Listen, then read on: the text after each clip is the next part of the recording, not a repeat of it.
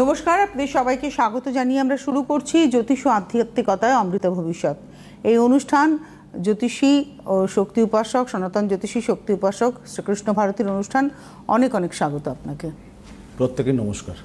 আজকে আমাদের যে বিষয়, আলোচনার বিষয়, সেটি হচ্ছে জ্যোতিষের সূক্ষ্ম বিচারে নবাংশ কুণ্ডলীর আবশ্যকতা। আমার মনে হয় এটা খুব একটা গুরুত্বপূর্ণ আলোচনা আমাদের আজকে হবে। তো শুরু করি আলোচনাটা।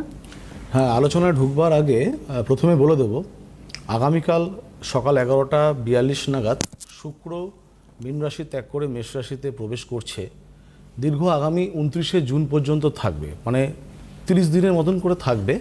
প্রথমত বলি, শুক্রের এই যে মেষ রাশিতে প্রবেশ, তা নিয়ে প্রত্যেকেই অনেকে বলছেন যে শুক্রের যে ভালো কারকতা অনেকে পেতে চলেছেন।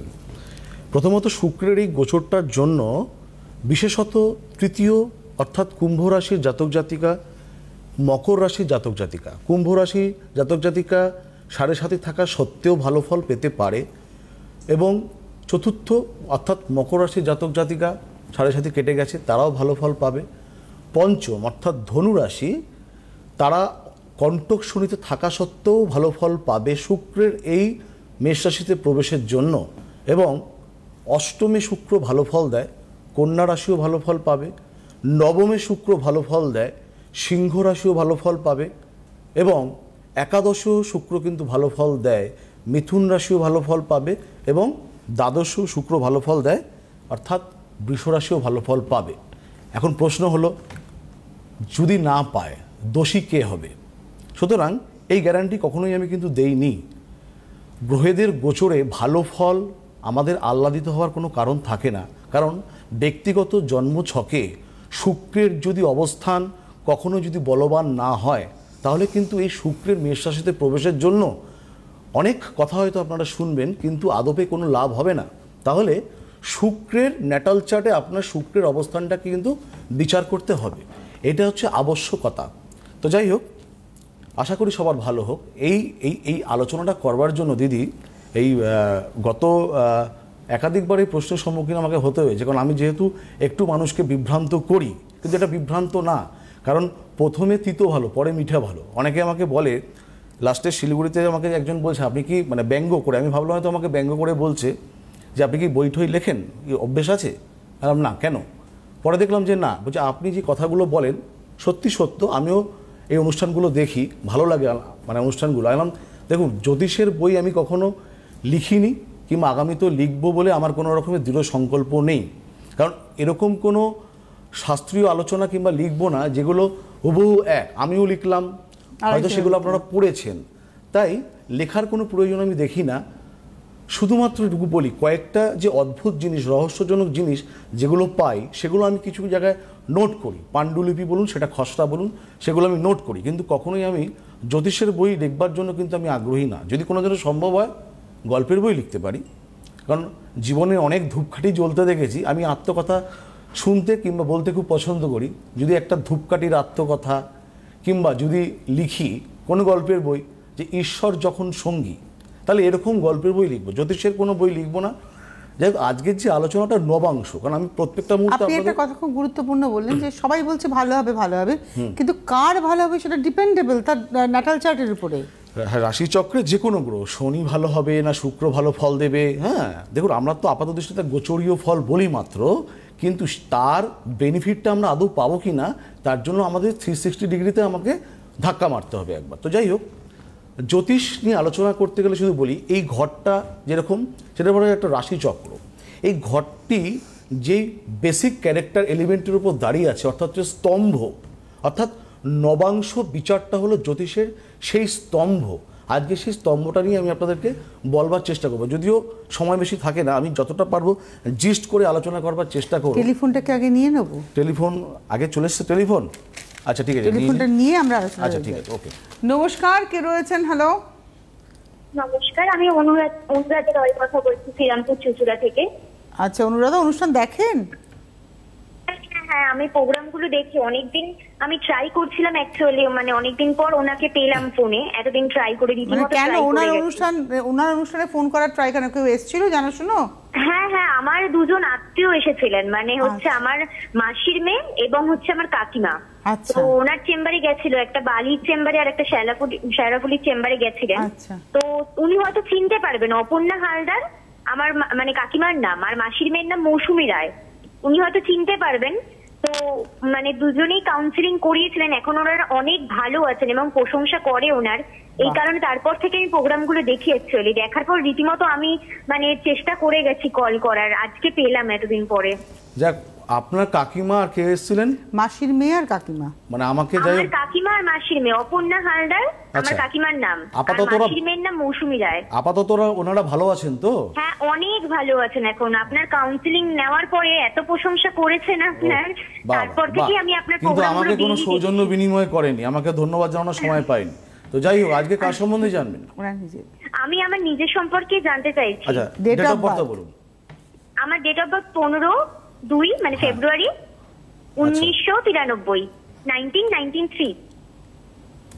সময়? সময় সকাল 8টা। 8টা? হ্যাঁ হ্যাঁ, সকাল 8টা। কোথায় জন্ম? চুচুড়াতে। চুচুড়াতে জন্ম? হ্যাঁ। আচ্ছা, আসছি দাঁড়া।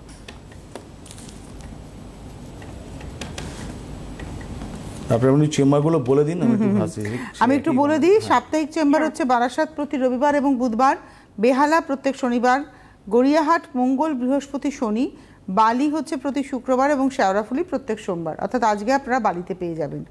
আর কৃষ্ণনগরে রয়েছে আগামী 8 তারিখ, বহরমপুর রয়েছে আগামী 10 তারিখ, মেচেদা রয়েছে আগামী 14 তারিখ, বর্ধমান রয়েছে আগামী 15 তারিখ, মালদা 17 তারিখ, দুর্গাপুর 19 তারিখ এবং শিলিগুড়ি 22 তারিখ, বোলপুর 24 তারিখ। এছাড়াও মেদিনীপুর, জামশেদপুর, কোচবিহার, গুয়াহাটি, আগরতলার চেম্বারও রয়েছে। আপনারা একটু নোটিস করে নেবেন, সমস্ত চেম্বারই আপনারা পেয়ে যাচ্ছেন। আচ্ছা, এবার আসছি, আপনার হলো মীন লগ্ন বৃশ্চিক রাশি, কেমন? হ্যাঁ হ্যাঁ। মীন লগ্ন, লগ্নে হচ্ছে আপনার শুক্রের অবস্থান। শুক্র হচ্ছে লগ্নে তুঙ্গস্থ অবস্থায় রয়েছে, তৃতীয়ভাবে কেতু, চতুর্থভাবে মঙ্গল। লগ্নের সপ্তমে হচ্ছে আপনার বৃহস্পতির অবস্থান। লগ্নের নবমভাবে হচ্ছে চন্দ্র এবং রাহুর অবস্থান। লগ্নের দশমে রয়েছে লগ্নের নবমে দশমে কোনো গ্রহণে, একাদশে হচ্ছে শনি সক্ষেত্র অবস্থান এবং দ্বাদশে হচ্ছে রবি বুধ। অর্থাৎ শুক্র হচ্ছে আপনার তুঙ্গস্থ অবস্থায় রয়েছে, রাহু চন্দ্রযুক্ত অবস্থা এবং চন্দ্র হচ্ছে নিচস্থ অবস্থায় রয়েছে। অর্থাৎ এই যে আপনার এখন বয়স হচ্ছে মোটামুটি 32+, মানে 33 বছরের কাছাকাছি। হ্যাঁ, 33 বছর। হ্যাঁ। জন্মছক অনুযায়ী এখন আপনার প্রশ্ন হয়তো দাম্পত্য জীবন নাহলে কর্ম নিয়ে হতে পারে। তাহলে কি নিয়ে আপনার স্পেসিফিক প্রশ্ন আছে বলুন? আমার বিবাহিত জীবনে নিয়েই জানতে চাইছি আমি। ঠিক আছে, আমি আগে বলে নিই, তারপর আপনি শেয়ার করবেন। হ্যাঁ, যেহেতু বিবাহিত জীবন, অর্থাৎ এই বিচারটা আপনার সপ্তম রাশি সাপেক্ষ করা যায়।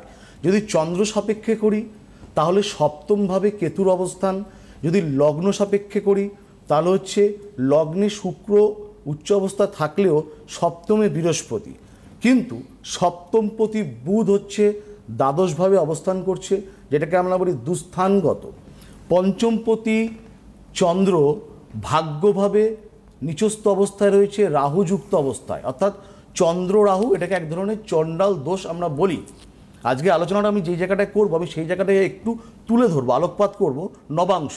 অর্থাৎ এই জন্মছক, অর্থাৎ আপনার জন্মছক অনুযায়ী যদি নবাংশ আমি যাই, তাহলে নবাংশে সপ্তমে শনির অবস্থান এবং সেই চন্দ্র, যেই চন্দ্রটা আপনার রাশিচক্রের নিচস্থ অবস্থায় রয়েছে, সেটি আপনার নবাংশে বৃহস্পতির কেন্দ্রভাবে অবস্থান করছে।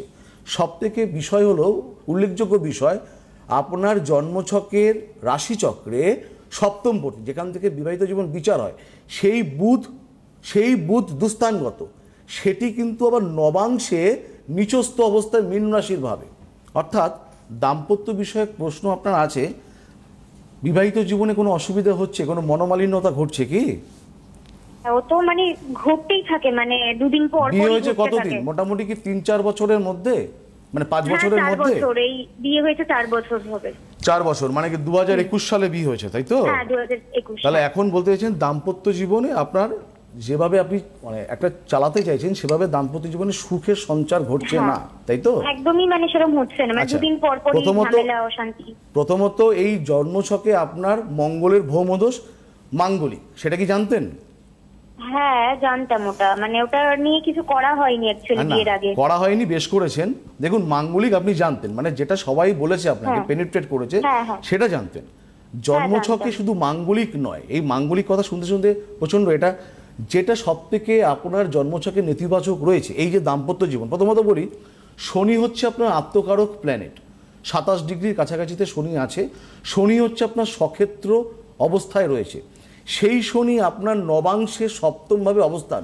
যদিও শনি সপ্তমে থাকলে ভালো ফল দেয় না বিবাহিত জীবনের ক্ষেত্রে, কিন্তু যেহেতু নবাংশে কন্যা রাশির ভাবে শনির অবস্থান এটা ইতিবাচক, সেটা কখনো নেতিবাচক না। এবং রাশিচক্রে শনি সক্ষেত্র অবস্থান। সমস্যাটা মাঙ্গলিক নিয়েও নয়, সমস্যাটা হলো সপ্তমপতি বুধ হচ্ছে আপনার নিচস্থ অবস্থায়, সেটা হচ্ছে নবাংশে, এবং রাশিচক্রে হচ্ছে সপ্তমপতি দুস্থানগত অবস্থায় রয়েছে, এবং পঞ্চমপতি যেখান থেকে প্রেম। ওনার দেখুন আপনার অ্যাডজাস্টমেন্ট করার ক্ষেত্রে, মানে আপনি যেটা বলছেন হয়তো আপনার স্বামী কিংবা হাজবেন্ড সে কথা শুনছে না, মানে সবসময় শ্বশুরকুল থেকে কিছু ক্ষেত্রে কিন্তু আপনি কোনো অপবাদ পেতে পারেন, মানে আপনার নামে কিছু বাজে কথা, যেই কাজগুলো আপনি করছেন না সেই কথাগুলো বারবার করে কিন্তু শ্বশুরকুল থেকে আসতে পারে। সেরকম কি কিছু আসে, মানে কিছু নিন্দে চর্চা? প্রায়ই এখন রিসেন্ট আসছে, মানে আমি যে হয়তো করছি না কাজটা তারপরেও আমার কাছে আসছে জিনিসগুলো। দেখুন হচ্ছে এরকমটা। ঠিক আছে, শুনুন, মাঙ্গলিক এটা সমস্যা প্রাথমিক, এটা তো ঠিকই। জন্মছকে যেটা আপনার সমস্যা, এই ছকে যে আপনি ডিভোর্সের কি কোনো ভয় পাচ্ছেন নাকি? হ্যাঁ মানে ওই ভয়েই তো রয়েছি যে এরকম কোনো ভয়ের সম্ভাবনা আপনার কিছুই নেই। যেটা করতে হবে, দেখুন এই 3 মিনিটে আলোচনা করে দিলাম। এই জন্মছক আমার কাছে যারা চেম্বারে আসে আমি অন্ততপক্ষে তাকে একটা 20-25 মিনিট দেওয়ার চেষ্টা করি, কিন্তু 3 মিনিটে আপনি যেটা বলে দিলেন সেটা তো ওনার প্রত্যেকটা কথার সঙ্গে উনি যে সমস্যায় রয়েছেন আপনি সেই সমস্যার কথা বললেন, আমি সমাধানটাকেও নিশ্চয়ই আপনি করবেন। হ্যাঁ, লগ্ন সাপেক্ষে বিচার করলাম, রাশি সাপেক্ষ বিচার করলাম, এবং কি রবি সাপেক্ষ, কারণ একটা বিচার 3 মিনিটে হয় না, আধা ঘন্টাও হয় না। যারা জ্যোতিষ শিখতে চায় কিংবা জানতে চায় তাদেরকে প্রত্যেকের ক্ষেত্রে বলি একটা জন্মছককে নিয়ে 1 মাস ধরে নিরীক্ষণ করতে হয়। যারা আমার কাছে আসে আমি কিন্তু প্রত্যেকটা জন্মছক 20-25 মিনিট একটা কনসালটেন্সি হয়ে যাওয়ার পরেও একটা কিন্তু আমি কিন্তু সেগুলোকে বারবার করে দেখবার চেষ্টা করি। যারা আমাকে রিপোর্টিং করে 7 দিন 10 দিন পর পর, তারা জানেন যে প্রত্যেকটা মুহূর্তে জন্মছকের যে পূর্ণাঙ্গ অ্যানালাইসিস, তাতে যদি তার ধরুন কেউ আমাকে 1 মাস পরে ফোন করলো, সেই জন্মছক কিন্তু তখনও কিন্তু আমার সাথেই থাকে, যে চেম্বারে দেখিয়ে চলে গেল তা কিন্তু নয়। সুতরাং অত স্বাভাবিকভাবে কিন্তু অতি ক্ষুদ্র বিচার নয়। আপাত দৃষ্টিতে বললাম বুধের প্রতিকার করুন। অনেকে বললো মাঙ্গলিক, বুধ যেহেতু দুস্থানগত, বুধ যেহেতু নবাংশে নিচস্থ অবস্থায় রয়েছে, বুধের প্রতিকার করে এগোন, ডিভোর্সের কোনো ভয় নেই। বুধের প্রতিকার করলে দাম্পত্য জীবনের উন্নতি ঘটবে, এটা হচ্ছে মোদ্দা বিষয়। বোঝা গেল? এখান থেকে আপনি যেটা ইনস্ট্যান্ট বলেন, আমার মনে হয় আপনার কাছে আসাটা ওনার উচিত, আর একটু সময় নিয়ে বিশ্লেষণ করাটা। সেটা হতেই পারে, কারণ যে কোনো জন্মছকে 3 মিনিট কি 20 মিনিটে কিচ্ছু হয় না। আমি বললাম যারাই আসে তাদের জন্মছককে আমি রেখে দিই, হ্যাঁ, একটা জায়গায় ফাইলাইজ করে রেখে দিই। প্রত্যেকটা মুহূর্তে 7 দিন অন্তর 10 দিন অন্তর যাদেরকে আমি রিপোর্টিং করতে বলি যে ভালো আছেন কি খারাপ আছেন, প্রত্যেকটা মুহূর্তে ওই জন্মছককে নিয়ে কিন্তু আমি সেই রিপিটেড অ্যানালাইসিস করবার চেষ্টা করি। কারণ 3 মিনিটে আধা ঘন্টায় কিন্তু আলটিমেটলি কোনো বিচার হয় না।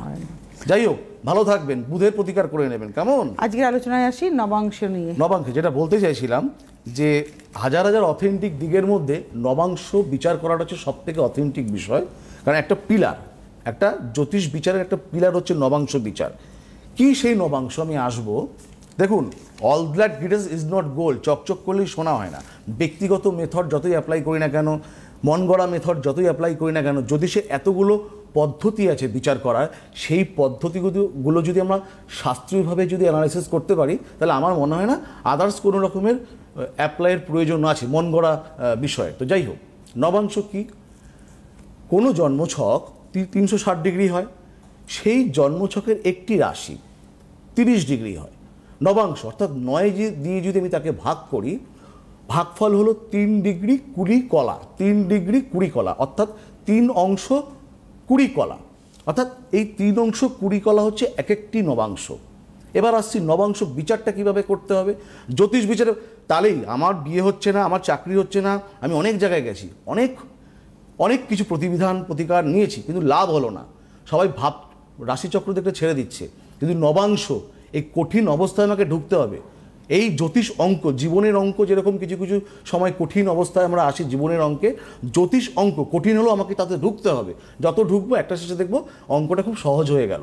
ঠিক আছে, তাহলে রাশিকে যদি আমি ভাগ করি, যদি চররাশি, স্থির রাশি, দ্বৈতক রাশি, মেষ রাশি চর, বৃষ রাশি হচ্ছে স্থির এবং মিথুন রাশি হচ্ছে দ্বৈতক রাশি। ঠিক আছে, এরকমভাবে আবার কর্কট চর, সিংহ স্থির, আবার হচ্ছে কন্যা দ্বৈতক, আবার তুলা চর, মকর হচ্ছে চর, এরকমভাবে বিচারটা করতে হবে। চররাশির সাপেক্ষে প্রথম ভাব থেকেই নবাংশ বিচার, প্রথম অর্থাৎ মঙ্গল, আমি যদি মেষের বিচার করি, মেষের প্রথম নবাংশপতি হলো মঙ্গল, আবার মেষের দ্বিতীয় নবাংশপতি বৃষরাশির অধিপতি শুক্র, এভাবে চররাশির বিচার। ঠিক বৃষরাশির সাপেক্ষে তার নবম ভাব, সেই নবম ভাব থেকে আমাকে নবাংশের বিচার করতে হবে। অর্থাৎ বৃষরাশির সাপেক্ষে নবম ভাব হলো মকর রাশির ঘর, অর্থাৎ মকর রাশির অধিপতি হলো শনি, সেই শনি হলো বৃষরাশির প্রথম নবাংশপতি। আবার কুম্ভ রাশির ঘর হলো বৃষরাশির সাপেক্ষে দ্বিতীয় নবাংশপতি, মীন রাশির ঘর তৃতীয় নবাংশপতি। আবার ঠিক দ্বৈতক রাশি অর্থাৎ মিথুন রাশির সাপেক্ষে পঞ্চম ঘরটা থেকে, অর্থাৎ তুলা রাশি থেকে নবাংশের প্রথম ভাব, অর্থাৎ মিথুন রাশির সাপেক্ষে প্রথম নবাংশপতি তাহলে কি হলো তুলা রাশির যে অধিপতি অর্থাৎ শুক্র হচ্ছে প্রথম নবাংশপতি। আবার ঠিক মিথুন রাশির সাপেক্ষে বৃশ্চিক রাশি হলো দ্বিতীয় নবাংশপতি, অর্থাৎ দ্বিতীয় নবাংশ অধিপতিকে মঙ্গল। তাহলে বোঝাতে পারছি, নবাংশ বিচার করতে গেলে রাশিকে আগে ভাগ করতে হবে চর, স্থির এবং দ্বৈতক। চররাশির সাপেক্ষে প্রথম ভাব থেকে 9টা, বৃষরাশির সাপেক্ষে 9টি ঘরের পরে, মানে বৃষরাশির সাপেক্ষে 9 নম্বর ঘর থেকে প্রথম ভাব, স্থির রাশি হ্যাঁ, এবং দ্বৈতক রাশির সাপেক্ষে পঞ্চম ঘরটা থেকে হচ্ছে নবাংশের প্রথম ভাব তৈরি হলো।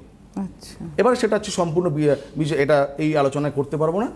কি বৈশিষ্ট্য আছে নবাংশ চার্ট, যদি মানে রাশিচক্র যদি 2 ডাইমেনশনাল হয়, 2D হয়, নবাংশ চার্ট হচ্ছে 3D। অর্থাৎ একটি 4 দেওয়ালের ঘরে একটি মাঝখানে একটা ল্যাপটপ আমি রাখলাম, আমি দুদিকের দেওয়াল থেকে দেখছি, সেটা হচ্ছে রাশিচক্র বিচার। নবাংশ বিচার হচ্ছে আমি ঘরের 3টে দেওয়াল থেকে সেই ল্যাপটপকে দেখছি, অর্থাৎ দৃষ্টি, আমি কত জায়গা থেকে অ্যাসপেক্ট থেকে আমি আমার জন্মছককে দেখতে পারছি। বাদবাকি হচ্ছে বাদবাকি জ্যোতিষের বিভিন্ন রকমের পন্থা, দ্রেক্কান হোক কিংবা পঞ্চবর্গীয় ফল হোক। যদি রাশিচক্র বিচার যদি ফটোকপি হয়, নবাংশ বিচার হচ্ছে এক্সে প্লেট, মানে আমি আরও গভীরে ঢুকলাম। শুনুন, গ্রহদের যে আত্মা, গ্রহরা যে কথা বলে, এই আত্মাই হলো কিন্তু নবাংশ বিচারের, এই নবাংশ বিচার করলে কিন্তু গ্রহদের সেই আত্মা কিন্তু বেরিয়ে আসে। নবাংশ আমি বলি, ধরুন এই রাশিচক্রে কোনো গ্রহ যদি উচ্চস্থ অবস্থায় থাকে আমরা খুব আনন্দিত হই, যদি আমার কর্মের কারক হয়। যদি নবাংশে সেই গ্রহ নিচস্থ থাকে তাহলে কিন্তু ভালো ফল কখনোই পাবেন না। রাশিচক্রে আপনার গ্রহ যদি কোথাও নিচস্থ দেখা গেল, যে আপনার রাশিচক্রে বৃহস্পতি নিচস্থ, মন খারাপ হওয়ার একটা সম্ভাবনা, মানে সবাই স্বাভাবিক যে আমার বৃহস্পতিরা নিচস্থ, কিন্তু সেই বৃহস্পতি যদি নবাংশে আপনার বলবান হয় কিংবা উচ্চস্থ হয়, তাহলে সেই বৃহস্পতি আপনাকে ফল দেবে। রাশিচক্রে যেই গ্রহটা আপনাকে ফল দেবে বলে মনে করছেন, এই শুক্র নিয়ে আলোচনা, শনি নিয়ে আলোচনা, দেখা গেল নবাংশ চক্রে সেই গ্রহটি আপনার কোণপতি কিংবা কেন্দ্রপতি অবস্থায় আছে। হ্যাঁ, যেমন এই আগের মেয়েটির ছকে বৃহস্পতি শুক্রের সমসপ্তম দৃষ্ট বিনিময় রাশিচক্রে। আবার দেখুন নবাংশে চন্দ্র কিন্তু রাশিচক্রের নিচস্থ অবস্থায়, কিন্তু নবাংশের চন্দ্র এবং বৃহস্পতি পরস্পর সমসপ্তমে রয়েছে, অর্থাৎ বৃহস্পতির কেন্দ্রে চন্দ্রের অবস্থান রয়েছে, অত্যন্ত শুভ, যার জন্য ডিভোর্স হওয়ার কোনো সম্ভাবনা নেই, খিটিরমিটির লেগে থাকবে। তাকে বুধের প্রতিকার করতে বললাম, মাঙ্গলিক নয়, চন্দ্রেরও নয়, বুধের প্রতিকার, কারণ বুধ হচ্ছে তার নবাংশের নিচস্থ অবস্থায় রয়েছে, বুধ হচ্ছে রাশিচক্রে দুস্থানগত রয়েছে, অর্থাৎ বুধ হচ্ছে তার কাছে মাস্টার প্ল্যানেট। বুধকে দেখবেন, এই মেয়েটি যেটা আমি বললাম আরো ফুল নিতে ইচ্ছা করে, যেটা বলছেন নবাংশ বিচার হচ্ছে সূক্ষ্ম বিচার, একদম ছকের বিচার হচ্ছে স্থূল বিচার। স্থূল বিচার মানে একটা আপাত দৃষ্টি, গেলাম 2 ডাইমেনশনাল, আমি একটা বস্তুকে দুদিক থেকে দেখতে পারছি, আর কোনো বস্তুকে আমি 3 দিক থেকে দেখতে পারছি। বেটার হবে 3 দিক থেকে দেখতে পাওয়া, তার নিবিড়তাটা আরো বেশি। হ্যাঁ, সুতরাং রাশিচক্রে যদি কোনো নবাংশে কোনো রকমের দৃষ্টি হয় না গ্রহেদের, শনির দৃষ্টি, বৃহস্পতির দৃষ্টি আমরা রাশিচক্রে গণনা করি, নবাংশে হয় না। দেখুন আর একটা জিনিস, নবাংশে কিন্তু আবার কোনো দারিদ্র যোগ, মাঙ্গলিক যোগ এগুলো না, নবাংশে হচ্ছে গ্রহের অবস্থানটাকে বিচার করতে হয়। মানে স্থির রাশি, চররাশি এবং দ্বৈত রাশির সাপেক্ষে যদি আপনার রাশিচক্রে কোনো ভালো যোগ থাকলো, জীবযোগ থাকলো, নবাংশেও কোনো জীবযোগ থাকলো, নবাংশের কোনো যোগও হয় না, নবাংশের কোনো দোষও হয় না। নবাংশে দেখতে হয় আপনার ওই রাশিকে 9টি দিয়ে ভাগ করলে প্রত্যেকটি কলা এবং বিকলায় কোন অংশে গ্রহের কোন অবস্থায় রয়েছে এবং সেটা শুভ অবস্থায় আছে কি, মানে গ্রহের বলবত্তা। হ্যাঁ, আর সব থেকে বড় বিষয় নবাংশ চার্টে যেটা সব থেকে প্রধান বিচার্য, রবি হচ্ছে পিতৃকারক, রবি হচ্ছে আত্মাকারক, রবি হচ্ছে বিবেককারক। রবির অবস্থান নবাংশে দেখা মূল কর্তব্য। চন্দ্র হচ্ছে মাতৃকারক, চন্দ্র হচ্ছে মনের কারক, চন্দ্রের অবস্থান নবাংশে দেখা প্রধান কর্তব্য। অর্থাৎ পড়ে থাকলো কি, রাশিচক্রে আমরা যাই দেখি না কেন, নবাংশকে আমাকে তো ফলো করতেই হবে। আমি ফল পাচ্ছি না, এত জ্যোতিষ দেখালাম, এত কিছু করলাম, এই উপাচার করলাম, কিছুই হলো না। নবাংশ বিচারে যদি আপনি না আসতে পারেন কিংবা সেটা যদি সঠিক ডায়াগনোসিস না হয়, কোয়াইট ইনকমপ্লিট বিচার থাকবে। যে কোনো বিচার কোয়াইট ইনকমপ্লিট মানে অসম্পূর্ণ বিচার, এটা আমি হরপ করে বলতে পারি। নবাংশকে বিচার করতে হবে। যদি নবাংশকে আমরা বিচার করতে শিখি কিংবা পারি, সেই অনুযায়ী যদি আমরা কোনো প্রতিকার প্রতিবিধানে ব্রতী হতে পারি, প্রতিকার তো শুধু অমাবস্যায় হয় না, আমি আগেও বলেছি, এখনও বলছি, শেষ জীবন পর্যন্ত বলবো, প্রতিকার কিন্তু পঞ্চাঙ্গ মেনে হয়, আজও হয়, কালও হয়। যদি পঞ্চাঙ্গের কারকতা পাই, তাহলে নবাংশ বিচারে যদি আমরা পুঙ্খানুপুঙ্খভাবে যদি আসতে পারি, তাহলে আমাদের বিচারটা হয় 100% বিশুদ্ধ। এই অঙ্কের কোনো ভুল হয় না, এই অঙ্কের কখনো ভুল হতে পারে না। ব্যক্তিগত মেথড আমি অ্যাপ্লাই করবই না। জ্যোতিষ মহাকাব্যের এত আঙ্গিক রয়েছে, সেই আঙ্গিকগুলোকে যদি আমি পরপর তাকে যদি অবলম্বন করে যদি আমি বাঁচতে পারি, তাহলে কিন্তু অতি সূক্ষ্মাতি সূক্ষ্ম বিচারে কিন্তু আসা যায়। তার মধ্যে হচ্ছে নবাংশ বিচার প্রধান কর্তব্য।